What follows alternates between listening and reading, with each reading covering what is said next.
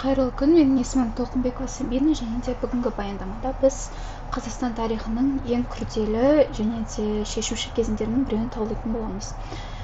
Жалпы ол Ұлы Отан соғысының уақыты мен Ұлы Отан соғысынан кейінгі кезеңдер, және де бұл уақытта біздің мемлекеттілігіміздің негізі қалай қаланғанын сұрап, осы жылдарда Қазақстан қандай рөл атқарғанын, және де соғыстан кейінгі мәдени дамудың астарында қандай қайшылықтар жатқаны туралы сөйлесетін боламыз. Қазақ мемлекеттілігінің қайта жаңғыру тарихында 1920 жылдың 26 тамызы ерекше белес күні болған. Себебі бұл күні Қазақ автономиялы кеңестік социалистік республикасының құрылғаны туралы декрет қабылданған. Осы тарихи процестің басында Алаш қозғалысының көрнекті қайраткері Әлімхан Ермеков тұрған. Осылай ол 1920 жылы Мәскеуде өткен комиссия мәжілісінде Лениннің төрағалығымен қазақ жерінің шекарасын ғылыми тұрғыдан дәлелдеп, табандықпен қорғап шыққан. Осылай Ермеков патша үкіметі кезінде тартып алынған Каспий жағалауы, Ақмола және Семей өңірлерін автономия құрамында сақтап қалуды талап еткен. Бұл шекаралардың маңыздылығы соғыс жылдарында айқын көрініс тапқан. Себебі фашистік Германияның Барбаросса жоспарында Қазақстанға үлкен мән көрсетілген екен. Ол қалай көрінді? Себебі жау Атлантикадан Сібірге дейін біртұтас Герман кеңістігін құруды көздеп, Ермеков қорғап қалған осы территорияда славян және түркі халықтарын жойып, өздеріне қызмет ететін индустриалды аймақтар ашуды жоспарлайды.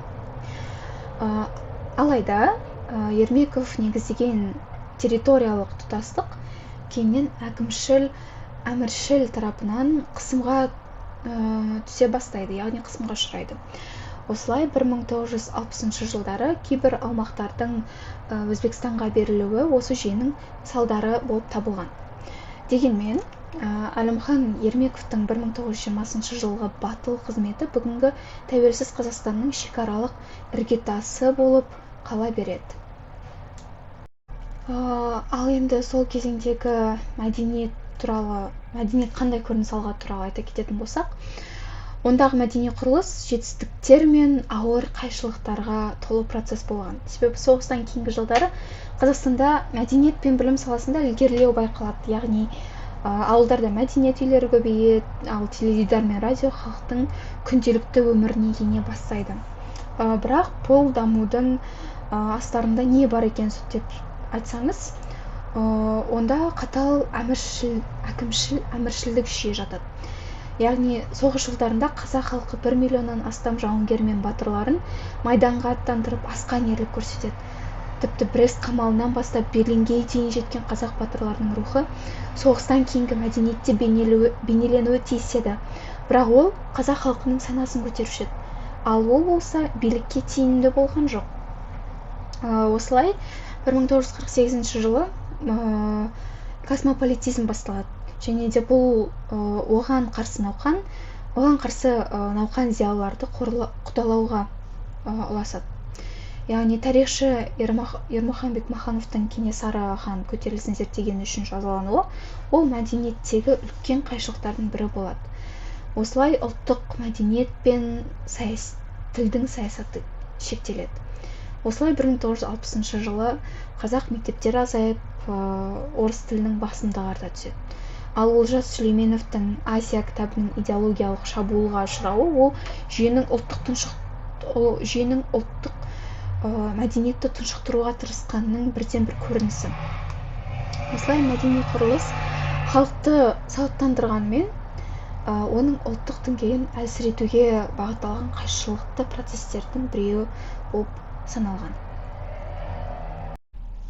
1920 жылдардағы қазақ әдебиеті туралы айта кететін болсақ, бұл жылдары қазақ әдебиеті ұлттық сананың шарықтаған кезеңі болып табылады. Себебі алаш арыстары қалыптастырған әдеби мектеп халықтың азаттық рухын жырлайды. Алайда бұл әдебиет кейіннен әміршіл жүйенің қатал сүзгісінен өтеді. Яғни өзгеше ойлаушыларды құдалау дәстүрі осы 20 жылдардағы еркін әдебиетті жоюдан басталған болатын.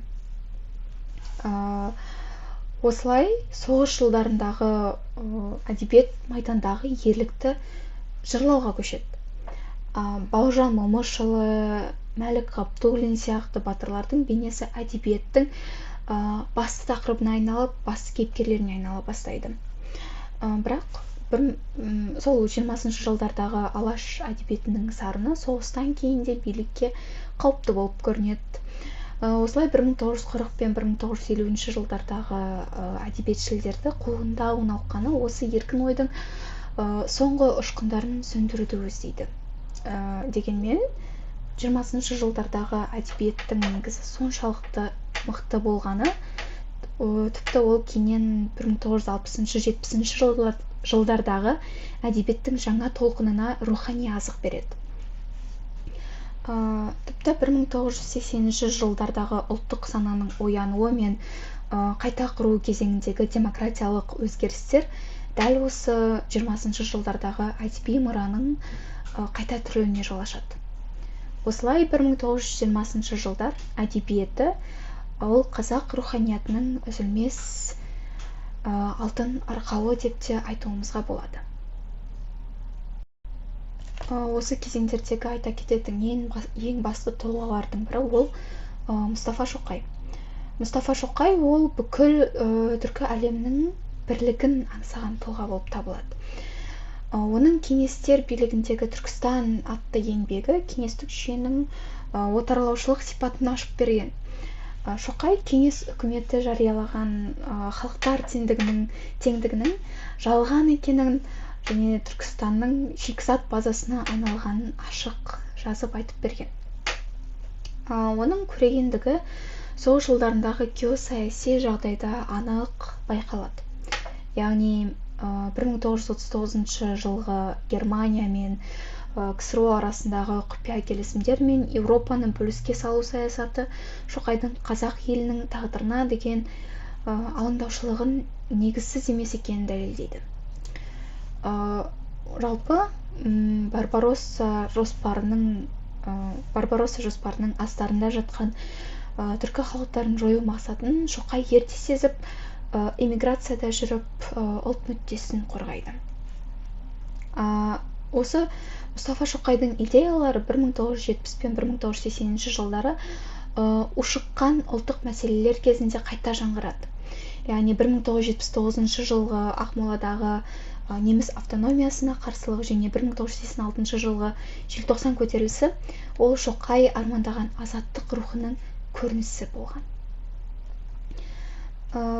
Мұстафа Шоқайдың еңбектері кеңестік әкімшіл жүйенің қателіктерін түсінуге және де 1991 жылы қол жеткен тәуелсіздіктің қадірін білуге көмектесетін басты тарихи мұра болып табылады деп біз айта аламыз.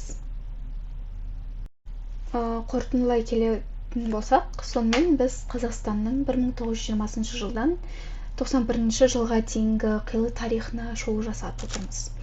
Әлімхан Ермеков негіздеген шекара, ұлы отан соғысындағы ата-бабаларымыздың өшпес ерлігі мен Мұстафа Шоқайдың азаттық аңсаған идеялары ол бүгінгі тәуелсіздігіміздің басты тіректері. Тарих бізге бір нәрсені үйретеді.